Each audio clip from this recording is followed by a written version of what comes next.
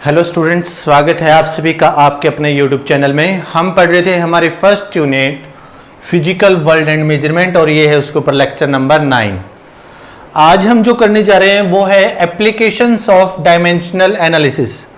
इससे जो पीछे वाली वीडियो थी उसके अंदर हमने पढ़ लिया था dimensions, dimension formula, dimensional equation, या आप ये कह सकते हो कि वो जो डायमेंशन फॉर्मूला था, डायमेंशन इक्वेशन थी, तो उनकी क्या एप्लीकेशन है, उसको आप कहां कहां यूज कर रहे हो, वो सारी बातें आज हम पढ़ने जा रहे हैं।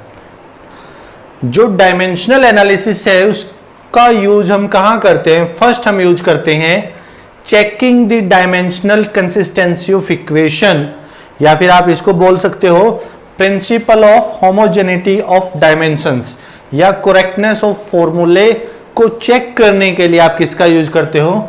डायमेंशनल एनालिसिस का यूज करते हैं। अभी हम करेंगे इसको वन बाय वन।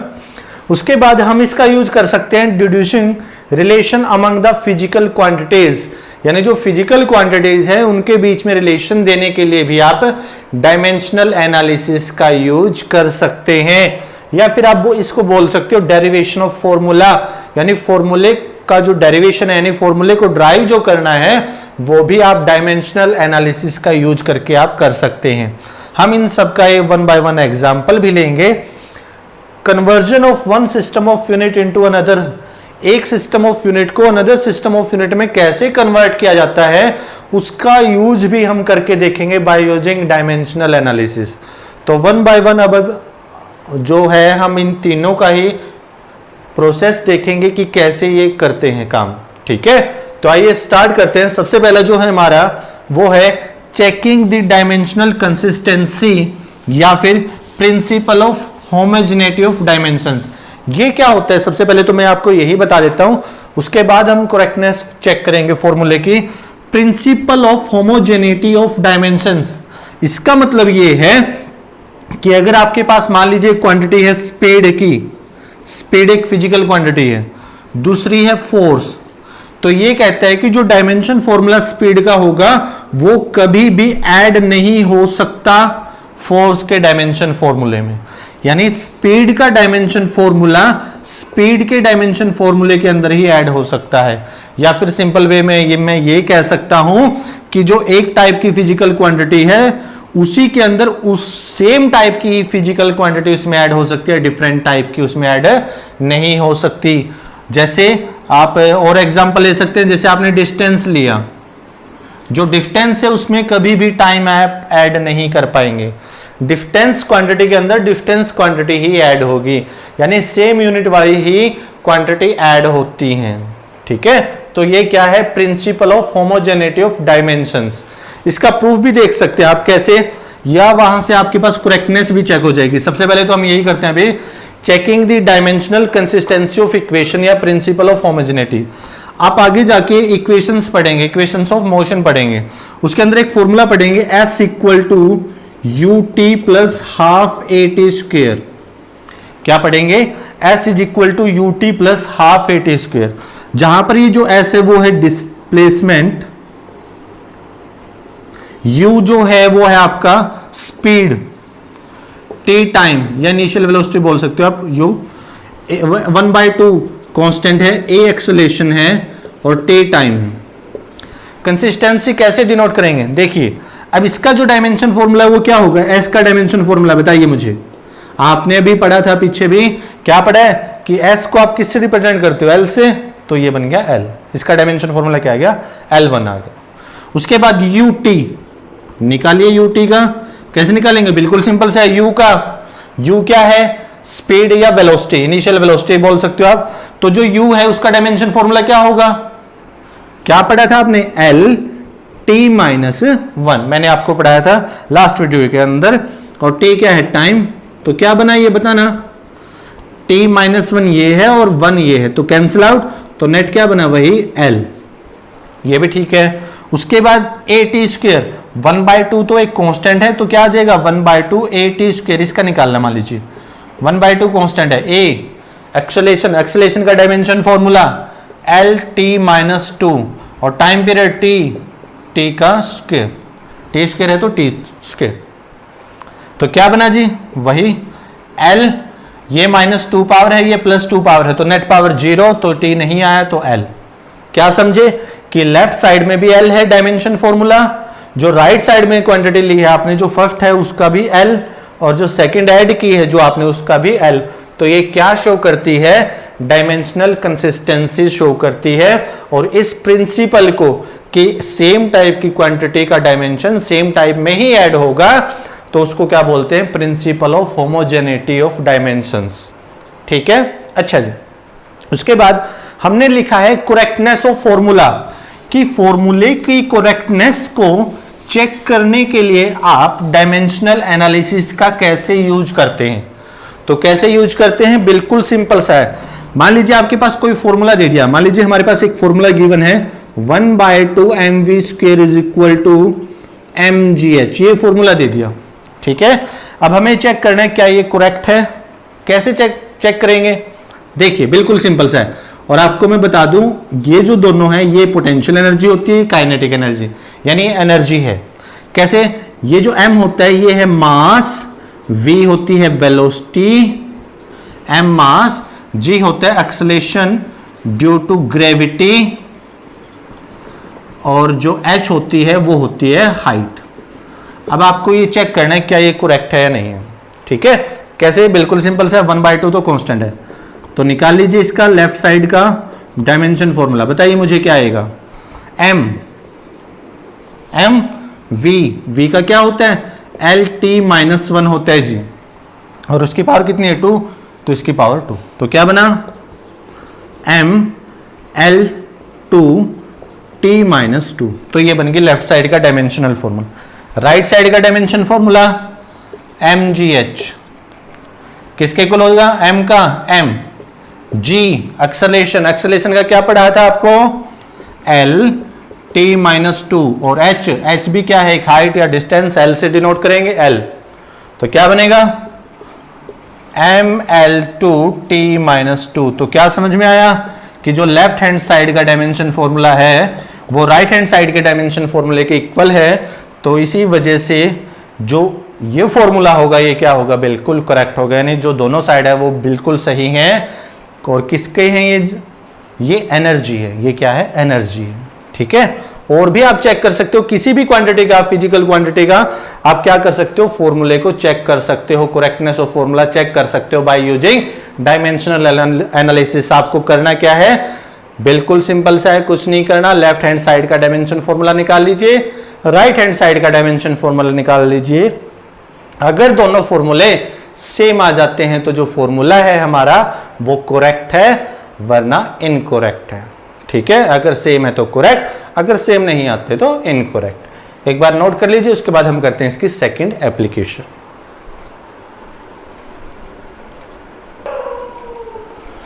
चलिए जी, उसके बाद है हमारी सेकंड एप्लीकेशन। एप्लीकेशन है deducing relation among the physical quantities, यानी जो फिजिकल क्वांटिटीज है उनके बीच में रिलेशन देना है, डेरिवेशन ऑफ फॉर्मूला या फॉर्मूले को ड्राइव करना है।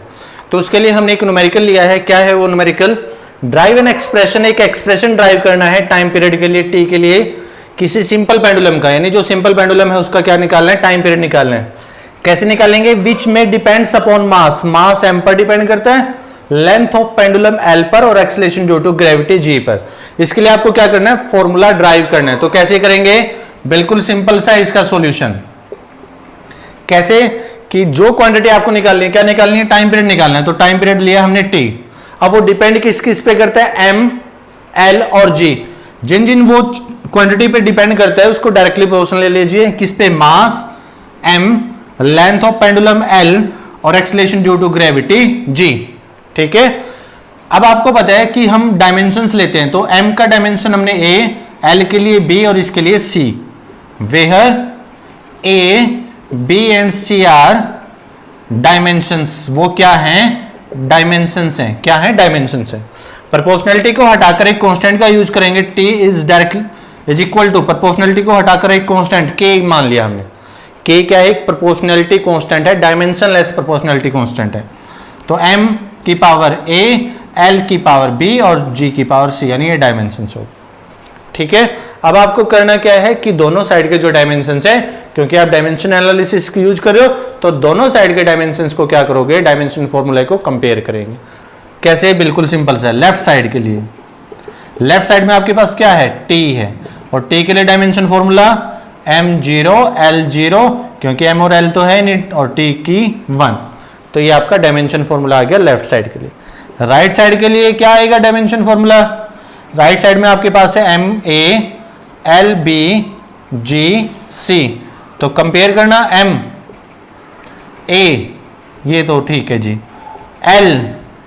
l भी ठीक है की पावर b, यहां अंदर लिख लीजिए एल बी।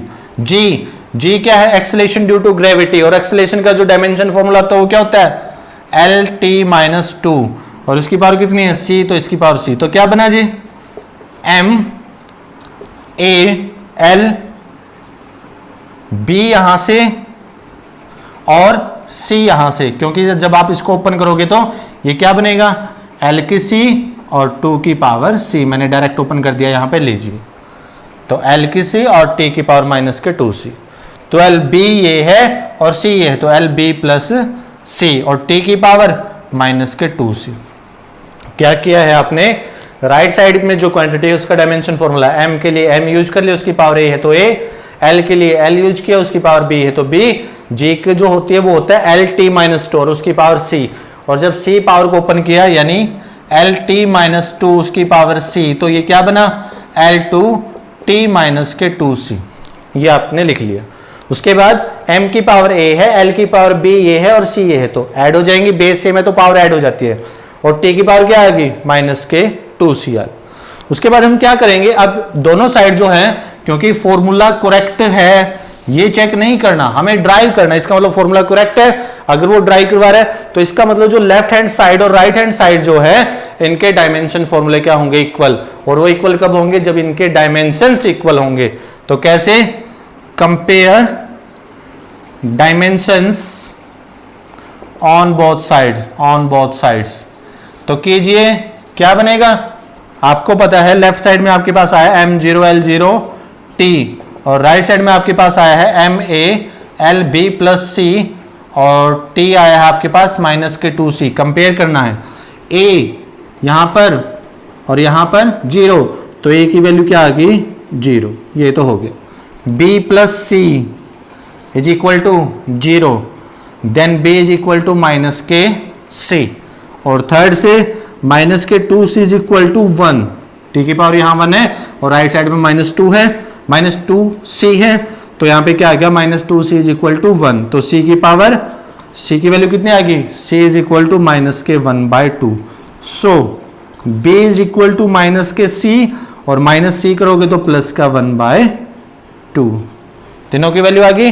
अब इन वैल्यू को पुट कर दीजिए आप इक्वेशन फर्स्ट में, put this value in equation first में पुट की, तो t टाइम पीरियड के लिए डायमेंशन जो फॉर्मूला आता है वो क्या आता है, k m की पावर a की वैल्यू 0, ठीक है, l की वैल्यू, l की पावर है b की वैल्यू 1/2, ओके, g की पावर है c की वैल्यू माइनस के 1/2, then t is equal to k l/g की पावर 1/2, या फिर आप लिख सकते हैं k अंडर l/g, और दूसरे मेथड से आप इस डायमेंशनल कांस्टेंट की वैल्यू भी फाइंड आउट कर सकते हैं, और इस डायमेंशनल कांस्टेंट की जो वैल्यू आती है वो होती है 2 पाई अंडर l/g, ये बन गया आपके पास टाइम पीरियड, यानी k की वैल्यू क्या आती है 2 पाई, और ये अंडर l/g, ऐसे कैसे, तो टाइम पीरियड जो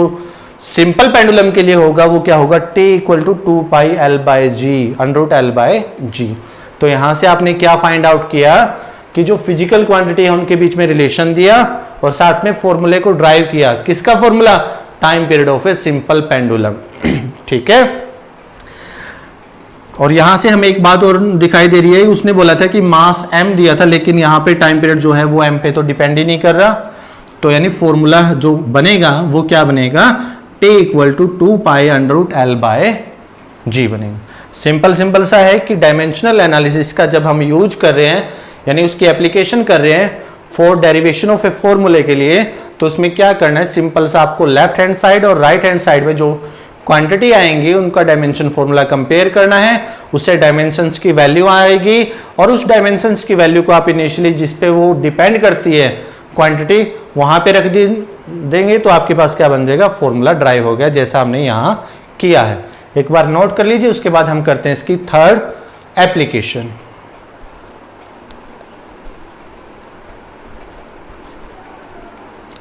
चलिए जी, हो गया नोट। उसके बाद है थर्ड एप्लीकेशन हमारी, conversion of one system of unit into another. यानी एक सिस्टम ऑफ यूनिट को आपने क्या करना है, कन्वर्ट करना है दूसरे के अंदर।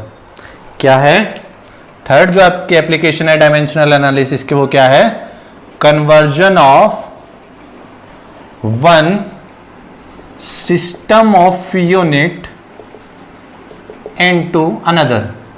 हम एग्जांपल भी लेंगे, पहले हम देखते हैं कि कैसे कर सकते हैं हम conversion one system of unit into another. आपको मैंने बताया था कि किसी भी फिजिकल क्वांटिटी को जब हम मेजर करते हैं तो मेजर करने का जो प्रोसेस है वो है कंपेयर करना। ठीक है, क्या है, कंपेयर करना।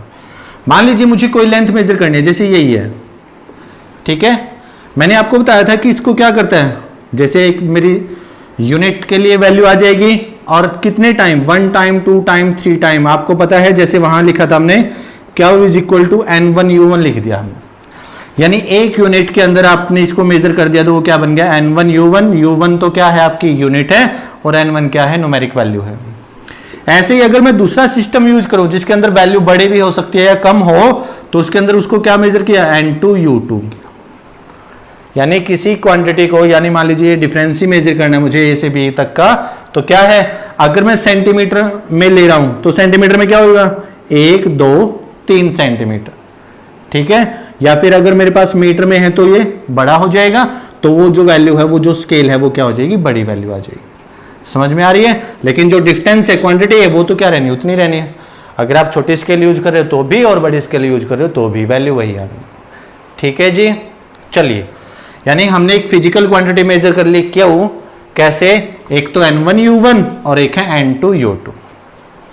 अब ये जो क्वांटिटी है, अब आपको पता है कि जब भी हम यूनिट देते हैं कोई भी, वो क्या देते हैं, फंडामेंटल यूनिट में देते हैं। एक सिस्टम, वन सिस्टम, और जो सेकंड है ये हमने मान लिया सेकंड सिस्टम। सिस्टम आपने पढ़े थे, क्या क्या पढ़े थे आपने, जैसे पढ़ा था एफपीएस सिस्टम पढ़ा था, सीटीएस सिस्टम पढ़ा था, एमकेएस सिस्टम पढ़ा था, और एसआई सिस्टम आपने पढ़ा था, सिस्टम ऑफ यूनिट्स। एक सिस्टम के अंदर हम मानते हैं कि जो यूनिट है वो m1 से, लेंथ के लिए L1 और टाइम के लिए T1 यूज कर रहे हो। सेकंड सिस्टम में आप यूज कर रहे हो M2 L2 T2, क्या यूज कर रहे हो, ये यूज कर रहे हो। और जो डायमेंशंस हैं, डायमेंशंस हमने कंसीडर किए, वो क्या हैं, A, B and C। A, B और C क्या है, डायमेंशंस है। अगर आपको ये पता है कि मैं यूनिट को MLT से डिनोट कर रहा हूं, तो जो मेरी यूनिट है U1 वो कैसे डिनोट होगी, M1 L1 T1, और उनके dimensions A, B and C। ऐसे यूनिट सेकंड U2, वो किसके इक्वल बनेगी, M2 L2B T2C। ठीक है ना, यही बताया ना कि जो भी आपकी क्वांटिटी है फंडामेंटल यूनिट्स के यूज करके, फंडामेंटल क्वांटिटी का यूज करके ड्राइव होती है। तो MLT की टर्म में हम उसको कैसे लिख सकते हैं, ML, जैसे फर्स्ट सिस्टम में आप लिखोगे M1 L1 T1 और उनके dimensions A B C। Second system में आपने लिखा M2 L2 T2 और उनके डायमेंशंस A B C। ठीक है जितना। चलिए, उसके बाद अगर मैं ये इक्वेशन फर्स्ट मानता हूं तो यहां से U2, now form equation first, हमें एक सिस्टम को दूसरे में कन्वर्ट करना है, तो N2 की वैल्यू निकालना है एक बार। N2 किसके इक्वल हो जाएगा, N2 इज इक्वल टू हो जाएगा आपका N1 U1 divide by U2, N1 U1 divide by U2। ठीक है, चलिए कैसे निकालेंगे, वैल्यू पुट करना एक बार। N2 is equal to N1 की वैल्यू N1, U1 की वैल्यू M1 की पावर A, L1 की पावर B, T1 की power C, divided by, U2 की वैल्यू M2 की पावर A, L2 की पावर B एंड T2 की पावर C। ठीक है, चलिए N2 is equal to N1, कैसे लिख सकते हैं आप इसको? ऐसे लिख सकते हैं M1 बाय M2 की पावर A। कोई डिफरेंस नहीं। L1 बाय L2 की power B, T1 bye T2 की पावर C। ठीक है, तो यानी ऐसे आप क्या कर सकते हैं, वन सिस्टम ऑफ यूनिट को कन्वर्ट कर सकते हैं अनदर सिस्टम ऑफ यूनिट्स के अंदर। ठीक है जी, चलिए जी करते हैं कन्वर्ट। एग्जाम्पल ले लेते हैं। सिंपल सा एक सिस्टम है आपके पास जिसके अंदर आपने क्वांटिटी को मेजर किया है M1 L1 T1 में, सेकंड सिस्टम के अंदर आपने मेजर किया M2 L2 T2 में। उसके बाद जो उसके लिए यूनिट बनी फर्स्ट सिस्टम है वो बनी M1 की पावर A, L1 की पावर B, T1 की पावर C, और सेकंड सिस्टम के अंदर वो यूनिट बनी है M2 की पावर A, L2 की पावर B और T2 की पावर C। आपने क्या किया है, क्योंकि ये भी जो C है वो क्या है, डायमेंशंस हैं, उसके बाद आपने इस फॉर्मूले का यूज किया और यहाँ से आपके पास क्वांटिटी आ गई, यानी कन्वर्ट करने का एक फॉर्मूला आपने ड्राइव कर लिया है। अब देखिए कैसे यूज होता है, ये बिल्कुल आसान सा है, हम इसका यूज कर रहे हैं। कैसे है, आपके पास न्यूमेरिकल आ गया, मान लीजिए convert 1 newton into dyne, 1 newton into dyne. अब आपको पता है कि जो न्यूटन है वो फोर्स की यूनिट है एसआई सिस्टम के अंदर, और जो डाइन है वो भी फोर्स की यूनिट है बट इन सीजीएस सिस्टम। तो आपको कन्वर्ट करना है one system to another system. कैसे करेंगे, बिल्कुल सिंपल सा है जी।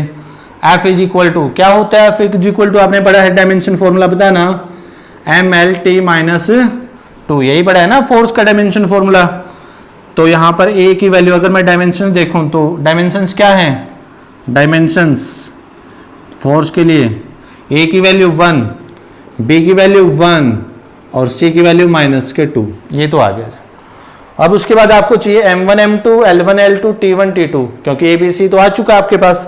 M1 M2 कैसे निकालेंगे, M1 M2 बताइए कैसे निकालेंगे, बिल्कुल सिंपल से है। कैसे, देखिए आपको पता है इन SI सिस्टम के अंदर जो मास है, अगर मैं 1, क्योंकि 1 न्यूटन को कन्वर्ट करना है ना, तो मास किस में मेजर किया जाता है, वो किलोग्राम में। तो M1 की वैल्यू 1 किलोग्राम।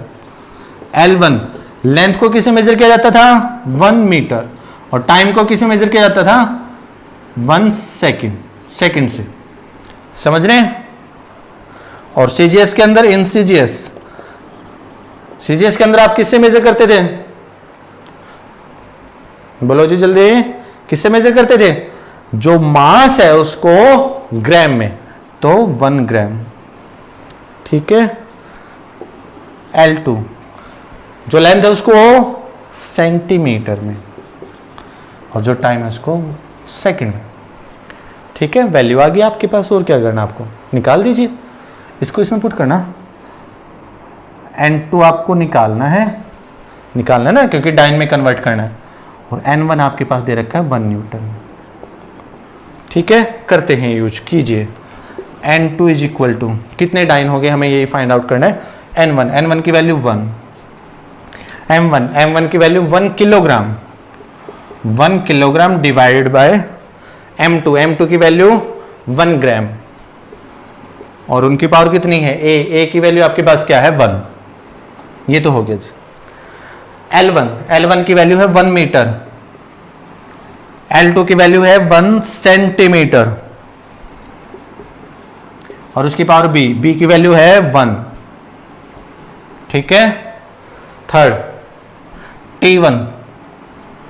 T1 के लिए जो वैल्यू है वो है 1 सेकेंड, T2 के लिए वैल्यू है वो है 1 सेकेंड, और C की वैल्यू है -2, तो -2 कर दीजिए, ये बन गया आपके पास। तो N2 की वैल्यू हमें फाइंड आउट करनी है। तो क्या बना, देखिए 1 किलोग्राम, आपको पता है कि 1 किलोग्राम में कितने ग्राम होते हैं, 10³ ग्राम, और नीचे 1 ग्राम, उसकी पावर 1 है, तो ऐसे लिख लीजिए। चलिए, उसके बाद 1 मीटर में 10² सेंटीमीटर, और उस 1 सेंटीमीटर, 1 सेकेंड, ये तो बन गया आपका 1। ठीक है, 1 का -2 है तो वो भी 1 ही आएगा आपके पास। तो N2 इज इक्वल टू क्या बना, ग्राम से ग्राम कैंसिल आउट, सेंटीमीटर से सेंटीमीटर, तो ये 10⁻³ और ये 10⁻², दैट इज इक्वल टू 10⁻⁵। तो क्या समझे, यानी 1 न्यूटन जो होता है वो होता है 10⁵ डाइन। तो ये क्या कर दिया आपने, न्यूटन को कन्वर्ट कर दिया डाइन में, यानी एसआई सिस्टम को कन्वर्ट कर दिया सीजीएस सिस्टम में। तो आपने आज पढ़ा है कि एप्लीकेशन ऑफ डायमेंशनल एनालिसिस, कि डायमेंशनल एनालिसिस की एप्लीकेशन क्या है। एक तो हम इसका यूज करते हैं कि इसके लिए फॉर्मूले की करेक्टनेस चेक करने के लिए, कंसिस्टेंसी चेक करने के लिए। दूसरा हम इसका जो यूज करते थे वो था डेरिवेशन ऑफ फॉर्मूला, और थर्ड जो हम यूज कर रहे हैं वो है conversion of one system of unit into another system of unit. ठीक है, उम्मीद है आपको ये वीडियो पसंद आएगा। अगर आपको ये वीडियो अच्छा लगे तो अपने इस वीडियो को अपने दोस्तों के साथ कीजिए शेयर, और हमारे चैनल को कीजिए सब्सक्राइब, और हमारे साथ बने रहिए। धन्यवाद। जय हिंद।